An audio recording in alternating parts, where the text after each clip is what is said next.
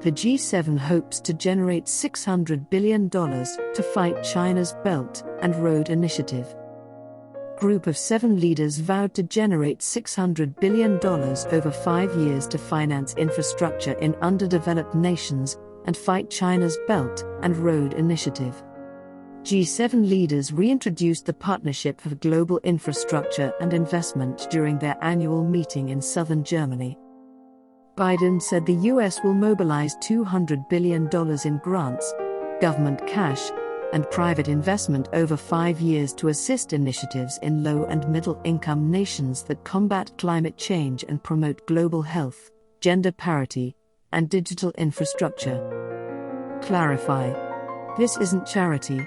It would help nations to understand the advantages of collaborating with democracies, Biden added. Biden said multilateral development banks, development finance organizations, sovereign wealth funds, and others might contribute billions more. Europe will mobilize €300 billion over the same time to develop a viable alternative to China's Belt and Road Initiative, announced by President Xi Jinping in 2013. Italy, Canada, and Japan all declared their intentions. Emmanuel Macron and Boris Johnson weren't there, but their nations are participating. China is investing in over 100 nations to create a contemporary Silk Road trade corridor from Asia to Europe. White House officials say the initiative has benefited few poor nations.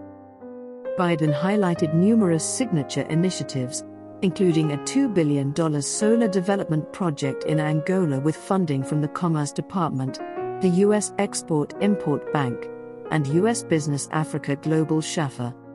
Washington will pay $3.3 million in technical support to Institut Pasteur de Dakar, in Senegal, as it constructs an industrial-scale adaptable multi-vaccine production facility that can manufacture COVID-19 and other vaccines.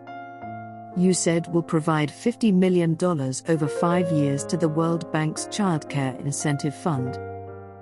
Friederike Roeder, vice president of the nonprofit Global Citizen, said the funding promises might be a promising start toward increased G7 participation in poor nations and support better global growth.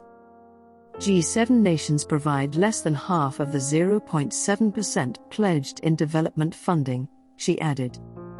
Without emerging nations, the international economy won't revive, she warned.